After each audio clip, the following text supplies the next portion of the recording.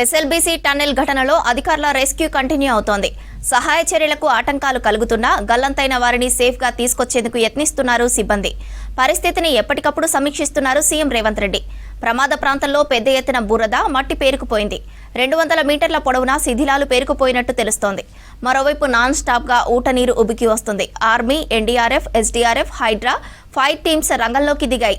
రాష్ట్ర మంత్రులు ఉత్తమ్, జూపల్లి సహాయ చర్యలను దగ్గరుండి పర్యవేక్షిస్తున్నారు.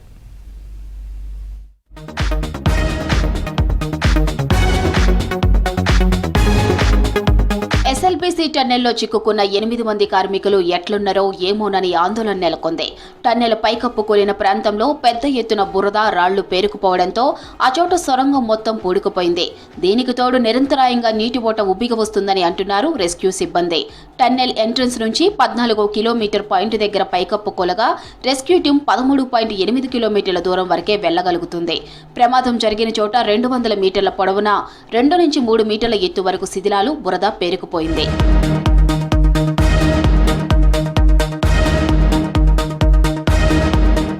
మరోవైపు టన్నెల్ లోపల ఆక్సిజన్ పైపు కూడా పగిలిపోయింది. దీంతో సొరంగంలో చిక్కుకున్న కార్మికుల పరిస్థితి ఎట్లుందో ఏమోనని తీవ్ర ఆందోళన నెలకొంది.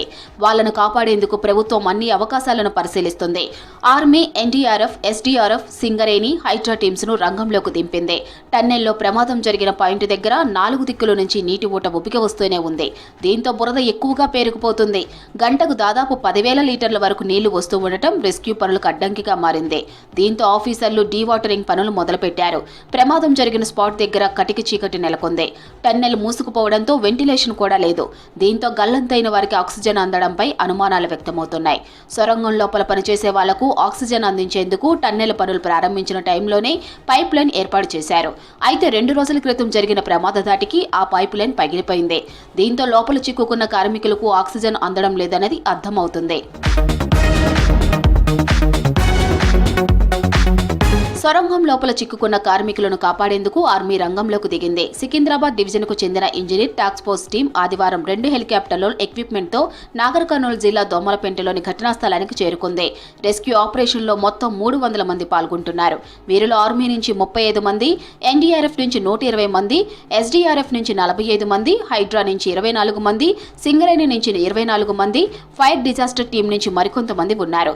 ఇందులో ఫైర్ డిజాస్టర్ టీం శనివారం అర్ధరాత్రి 2 గంటల ప్రాంతంలో లోకోలో టన్నెల్ లోపలికి వెళ్లింది. తిరిగి ఆదివారం తెల్లవారుజామున 5 గంటల ప్రాంతంలో బయటకు వచ్చింది. ఈ టీం లోపల పరిస్థితిని వీడియోలు తీసింది. ఇక ఆదివారం మధ్యాహ్నం 12 గంటల 30 నిమిషాల ప్రాంతంలో ఆర్మీ, ఎస్డీఆర్ఎఫ్, ఎన్డీఆర్ఎఫ్ టీమ్స్ లోకోలో టన్నెల్ లోపలికి వెళ్లాయి. ఈ టీమ్స్ తో కలిసి మంత్రి జూపల్లి కూడా లోపలికి వెళ్లారు. లోపల కరెంటు లేకపోవడంతో వెంట టార్చ్ లైట్లు, నీరు వస్తే బయటకు రావడానికి టైర్ ట్యూబ్స్, ఆక్సిజన్ సిలిండర్లు, హెల్మెట్లు, తాళ్లు, నిచ్చెనలు, పారలు, వెదురు బొంగలు, తెప్పలు వెంట తీసుకెళ్లారు. దాదాపు 12 కిలోమీటర్ల దూరం వెళ్లగా అక్కడంతా బురద, మట్టి ఉండటంతో ముందుకు వెళ్లలేకపోయారు.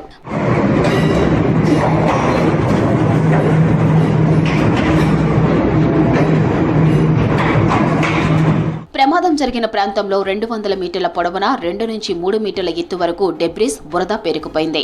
మరోవైపు నీటి ఊట ఉబికి వస్తూనే ఉంది. దీంతో లోకోలో 12 కిలోమీటర్ల దూరం వరకు చేరుకున్న రెస్క్యూ టీమ్స్ ప్రమాదం జరిగిన ప్రాంతానికి చేరుకోలేకపోయాయి. అక్కడ కన్వేయర్ బెల్ట్ ఉండటంతో దాని సాయంతో మరో 1.8 కిలోమీటర్ల వరకు నడుచుకుంటూ వెళ్లగలిగారు. అంటే మొత్తంగా 13.8 కిలోమీటర్ల వరకు వెళ్లారు. అక్కడి నుంచి ముందుకు వెళ్లలేని పరిస్థితి ఉంది. కన్వేయర్ బెల్ట్ పైన డెబ్రిస్ పేరుకుపోయాయి. దీంతో ముందుగా కన్వేయర్ బెల్ట్ పై ఉన్న డెబ్రిస్ ను క్లియర్ చేసేందుకు రెస్క్యూ టీమ్స్ ప్రయత్నం చేస్తున్నాయి. దీన్ని క్లియర్ చేసి స్పాట్ లో పేరుకున్న డెబ్రిస్ ను బయటకు తరలించాలని ప్లాన్ చేస్తున్నాయి. అట్లయితే ముందుకు వెళ్లడానికి, సహాయక చర్యలు ముమ్మరం చేయడానికి అవకాశం ఉంటుందని భావిస్తున్నారు అధికారులు.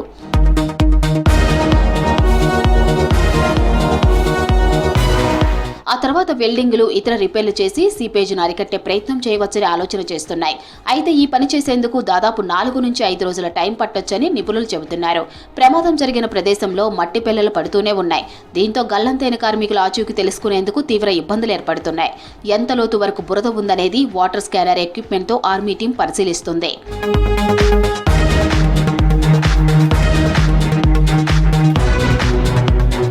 ప్రమాదం జరిగినప్పుడు 2 ఇంజనీర్లు, 2 ఆపరేటర్లు, 4 కార్మికులు టన్నెల్ బోర్ డ్రిల్లింగ్ మిషన్ దగ్గర ఉన్నట్టు ప్రత్యక్ష సాక్షులు చెప్పారు.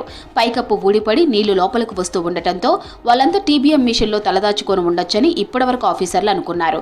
కానీ రెస్క్యూ టీం టన్నెల్ లోపలికి వెళ్లి చూడగా ఆ మిషన్ మొత్తం శిథిలమైపోయింది. ప్రమాద దాటికి 90 మీటర్ల నుంచి 100 మీటర్ల వరకు వెనక్కి వచ్చింది.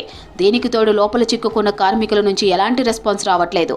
శనివారం అర్ధరాత్రి 2 గంటలకు టన్నెల్ లోపలికి వెళ్లిన ఫైర్ డిజాస్టర్ టీం ప్రమాదం జరిగిన ప్రాంతానికి కొద్ది దూరంలో ఆగిపోయింది. అక్కడి నుంచి కార్మికులను పేర్లు పెట్టి గట్టిగా పిలిచింది. కానీ లోపల నుంచి ఎలాంటి స్పందన రాలేదు. దీంతో కార్మికులందరూ శిథిలాల కింద చిక్కుకొని ఉంటారని ఆందోళన వ్యక్తమవుతుంది.